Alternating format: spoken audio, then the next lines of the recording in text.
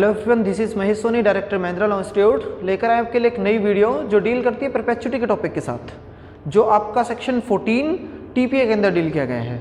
TPA क्या, जो आपका ट्रांसफर ऑफ प्रॉपर्टी एक्ट है, जो स्पेशली बनाया गया है इमूवेबल प्रॉपर्टी को डील करने के पर्पज से। तो उसके अंदर सेक्शन 14 के अंदर एक आपका टॉपिक दिया गया होता है परपेचुटी का रूल बनाया जाना। मतलब वहाँ पे सेक्शन जो है वो मेंशन करता है आपका रूल अगेंस्ट परपेचुटी। तो सबसे पहले जो हमें जानने की जरूरत है वो चीज़ होती है आपकी परपेचुटी होती क्या है, रियल मीनिंग परपेचुटी का। उसके बाद देखना होता है कि उसके खिलाफ हमने रूल बनाना है तो क्यों बनाना है, रीज़न भी तो देखना पड़ेगा। अगर बनाया गया तो वो रूल रियल में है क्या चीज़, और उसके बाद क्या देखना कि उसके बेनिफिट कुछ हुए कि नहीं हुए, मतलब उसका इफेक्ट क्या होगा उस रूल के बनाए जाने का। क्या वो पॉजिटिवली कुछ इफेक्ट डाल रहा है या फिर नेगेटिवली कुछ ऐसे इम्पैक्ट लेके आया कि जिनकी वजह से हमें ये रूल हटाना पड़े या फिर उसके अंदर कुछ एक्सेप्शन डालनी पड़े। तो कहीं ना कहीं वहाँ पे एक एक्सेप्शन भी डाल रखी है सेक्शन के अंदर।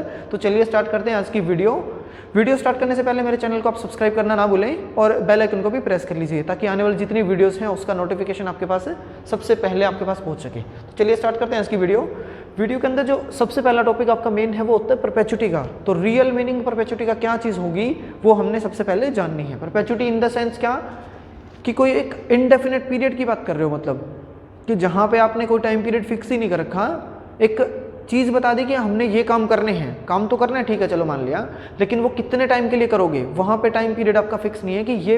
अब इस एक्ट के हिसाब से हम देखें तो इमूवेबल प्रॉपर्टी की बात कर रहे हो, तो जहाँ पे कोई भी प्रॉपर्टी इस परपेचुटी के अंदर देखें तो कोई भी एक प्रॉपर्टी जो कि इमूवेबल नेचर की है और उसको वो प्रॉपर्टी कोई एक उसका ओनर जो है वो दूसरे किसी पर्सन को प्रॉपर्टी दे रहा है। मैं एक एग्जांपल ले रहा हूँ यहाँ पे कि जब भी कोई ओनर अपनी उस इमूवेबल प्रॉपर्टी को दूसरे किसी पर्सन को दे रहा है और उसको वो प्रॉपर्टी तब तक के लिए रखने के लिए दे रहा है जब तक कि वो खुद मर नहीं जाता। ए पर्सन कौन है, ट्रांसफरर है, बी पर्सन वहाँ पे कौन है, ट्रांसफरी है। तो ए पर्सन बी को प्रॉपर्टी इनडेफिनेट पीरियड के लिए दे रहा है कि जब तक वो ट्रांसफरी पर्सन मर नहीं जाता तब तक उसका ओनर रहेगा वही। लेकिन मरने के पहले ही वो चीज़ क्या कर रहा है कि जिस टाइम पे उसने प्रॉपर्टी ट्रांसफर करी ना, उसी टाइम पे ए पर्सन बोल देता है कि आप ये प्रॉपर्टी जब मरोगे ना तो ये प्रॉपर्टी किसी सी पर्सन के नाम पे ट्रांसफर हो जाएगी।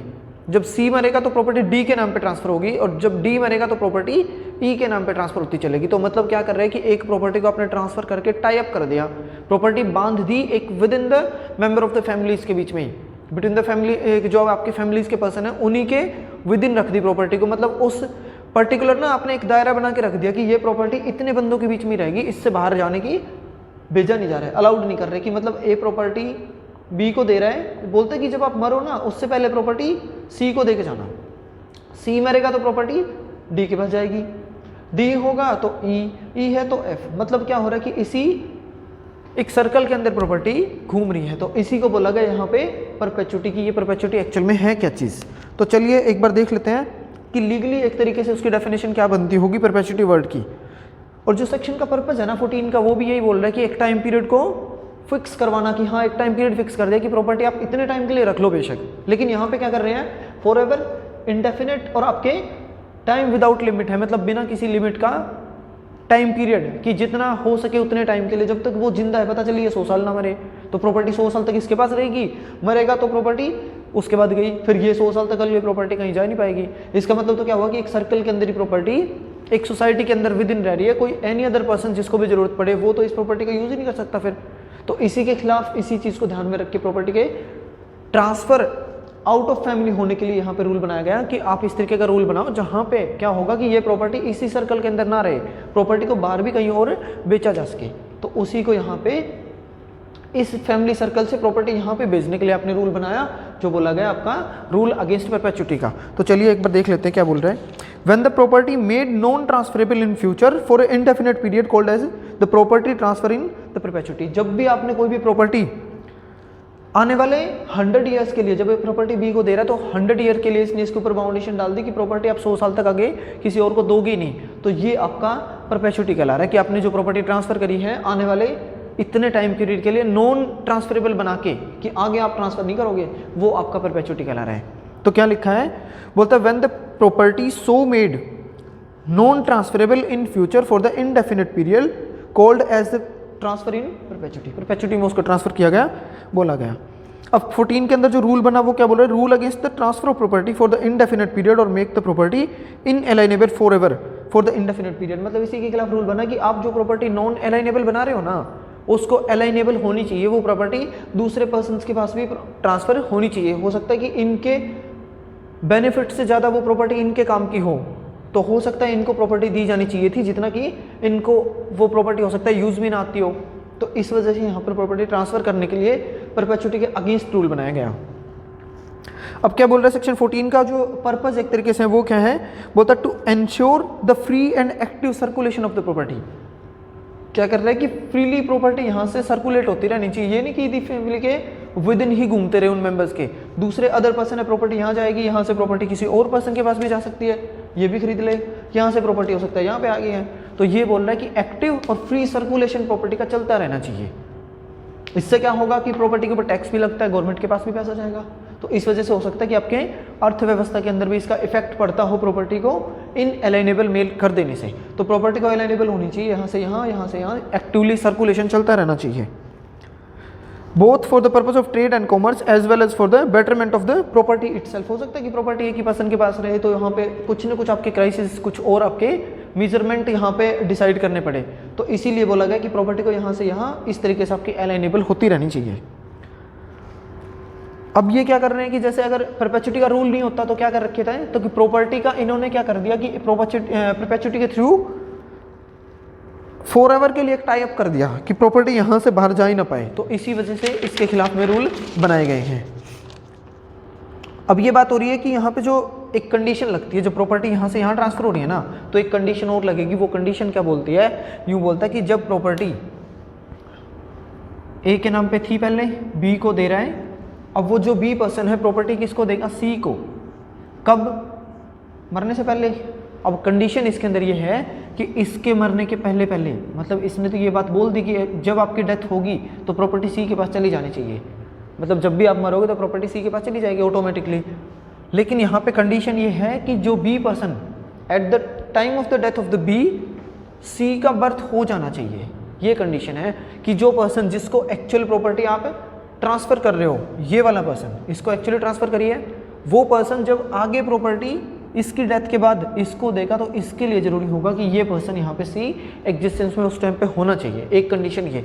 अगर मान लेते हैं दूसरा कि ये पर्सन एग्जिस्टेंस में नहीं है आपका, तो क्या होगा, इसके केस में बोला गया कि ये पर्सन अगर मदर वोम में है तो कंडीशन वहाँ पे रहेगी कि इस टाइम के लिए वेट, कितने टाइम के लिए वेट करें, फिर इसकी डेथ हो रही है, ये जिसके वोम में है या तो वो मदर या उसका फादर या फिर उसका जो रियल नेचुरल गार्जियन होगा वो पर्सन उस प्रॉपर्टी को होल्ड करके रखेगा। कब तक, अब ये कंडीशन है, बोलता है कि जब तक इस सी पर्सन का बर्थ ना हो जाए, एक तो सिचुएशन ये, और दूसरा वो 18 ईयर्स का ना हो गया हो तब तक। मतलब बर्थ के बाद, अगर बर्थ में मान के चलो 6 महीने रहते हैं तो 6 महीने के लिए वेट करेगा, उसके बाद वो 18 ईयर्स का नहीं हो जाता तब तक, तो मतलब 18 साल और 6 महीने के लिए वेट करना पड़ेगा इस प्रॉपर्टी को यहाँ से इस सी के पास ट्रांसफ़र होने के लिए। तो यही बोला गया। अब अनबोर्न पर्सन को अगर प्रॉपर्टी ट्रांसफ़र होनी है तो बोला गया हमेशा कि किसी थर्ड पर्सन के फेवर में पहले उसको इंटरेस्ट क्रिएट करना पड़ेगा। तो मतलब बी क्या करेगा, डी को प्रॉपर्टी देगा जो कि इसका गार्जियन है, कब्जा इसका रहेगा, इसका इंटरेस्ट क्रिएट कर देगा इस पर्सन का, यहाँ पे प्रॉपर्टी दी जाएगी। जब भी इसका जन्म होगा तो प्रॉपर्टी यहाँ से यहाँ दे देगा। तो ये इसकी परपेचुइटी के अंदर रूल है कि अगर इन केस वो सी पर्सन जिसको प्रॉपर्टी एक्चुअल ट्रांसफरी जो बी था उसकी डेथ के बाद प्रॉपर्टी जानी चाहिए, वो अगर एग्जिस्टेंस में नहीं है तो प्रॉपर्टी यहाँ पे अनबोर्न पर्सन वाले जो रूल है आपके 13 वाले वो एप्लीकेबल होंगे। अदरवाइज क्या होंगे कि डायरेक्टली पर्सन एग्जिस्टेंस में है तो इसकी डेथ होते ही प्रॉपर्टी यहाँ पे ऑटोमेटिकली ट्रांसफर होगी। तो ये रूल ऑफ परपेचुइटी की बात कर रहे हैं। जो परपेचुइटी है वो आपकी एराइज होती है दो सिचुएशन के अंदर। कौन कौन सी ऐसी दो वे होंगे जिनके वे में ये एराइज होती हो। फर्स्ट बोलता है by taking away from the transferee the power of एलाइनेशन।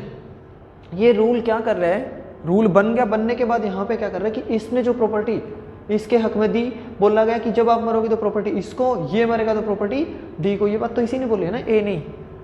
तो ये वाली जो पावर है ना कि इनएलाइनेबल मैं बना रहा हूँ प्रॉपर्टी को आगे वाले 200 300 500 साल के लिए कि प्रॉपर्टी सिर्फ इसके पास जाती रहेगी, तो वो चीज़ की जो पावर है इसकी, ये चीज़ इनएलाइनेबल मेड करने की, वो पावर ये रूल छीन रहा है। इसके ऊपर लिमिटेशन लगा रहा है कि आप इस तरीके के रूल नहीं बना सकते कि आने वाले 100 साल के लिए जब तक वो बंदा जिंदा है भी तब तक प्रॉपर्टी उसके पास, और आगे फिर उसके सी और डी के पास प्रॉपर्टी ट्रांसफर होती रहेगी, मतलब एक ही फैमिली के अंदर ही सर्कुलेट करती रहे।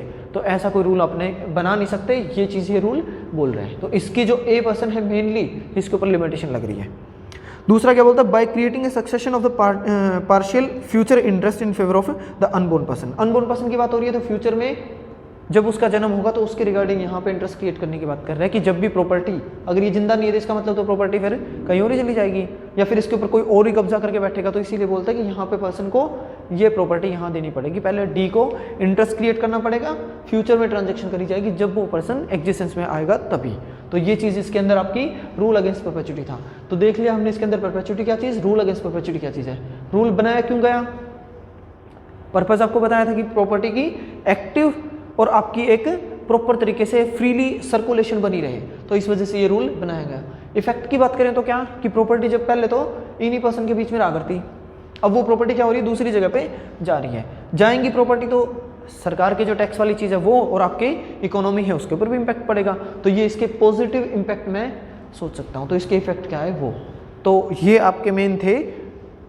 अब उसके अंदर एक्सेप्शन कुछ हैं कि क्या क्या वो छूट होंगी, इनकी एक्सेप्शन क्या बोल रहा है, for the benefit of the public. अगर प्रॉपर्टी आप ट्रांसफर करना चाह रहे हो पब्लिक की, ट्रांसफर पब्लिक के बेनिफिट के लिए, अब इसने यहाँ पे क्रिएट करते तो चले गए थे, लेकिन वो बंदा प्रॉपर्टी यहाँ से इस पे देने के बाद बी पर्सन चाहता है कि प्रॉपर्टी मैं पब्लिक यूज़ के लिए दे दूँ, तो वो दे सकता है, इसी की एक्सेप्शन के अंदर आ रहा है। फिर आपका बोलता है not applicable to the personal agreement. Agreement अगर पर्सनल इनके बीच में किसी का हो रखा है तो ये उनको इफेक्ट नहीं करता। पब्लिक बेनिफिट के लिए मतलब आपने प्रॉपर्टी दी है, अब पब्लिक के लिए क्या करते, गांव में जैसे सोसाइटी बना के रख दी या फिर आपके जैसे ग्राउंड बना के रख दिया, गौशाला के लिए आपने प्रॉपर्टी दे दी, ट्रस्ट को दे दी, तो वो तो आपकी इनअलाइनेबल ही होगी प्रॉपर्टी, आगे नहीं जानी। इसी की एक्सेप्शन तभी बोलते हैं कि प्रॉपर्टी को इनअलाइनेबल कब बना सकते हो, इस रूल की एक्सेप्शन, मतलब एक्चुअल में आप प्रॉपर्टी अंडर परपेचुटी कब ट्रांसफर कर सकते हो, वो पब्लिक के लिए देनी हो तो कर सकते हैं, पब्लिक यूज़ के लिए प्रॉपर्टी आनी कोई फर्क ही नहीं पड़ता, प्रॉपर्टी आप उसको दे सकते हो। पर्सनली एग्रीमेंट कर लिया तब भी दे दो। फिर आपका बोलता है agreement to sale is therefore the contract of sale is not created and not created interest in the property, so the rule is not applicable here too।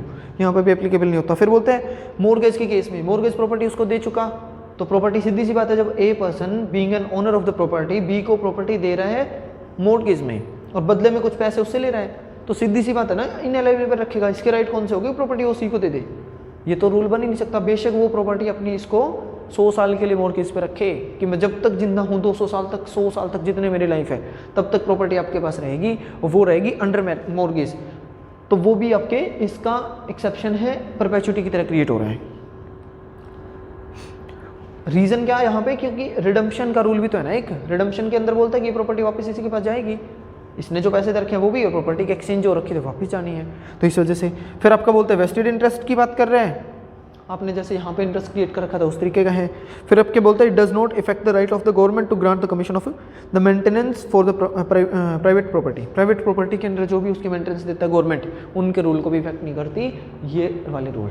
तो this is all about the rule of perpetuity and rule against perpetuity. अगर आपको video पसंद आ रही है तो video को like, share और comment करके बता सकते हैं मेरे को, और कुछ भी क्वेरी है तो आप मेरे को कमेंट करके पूछ सकते हैं। इसके रिलेटेड अगर कोई भी एनी अदर कोई भी आपकी क्वेरी लगती हो तो मेरे को आप पर्सनल मैसेज भी कर सकते हैं व्हाट्सएप पे और फेसबुक पे और इंस्टाग्राम पे भी, जिन पे हमारी आईडी सेम नाम से है, महिंद्रा लॉ इंस्टीट्यूट के नाम से।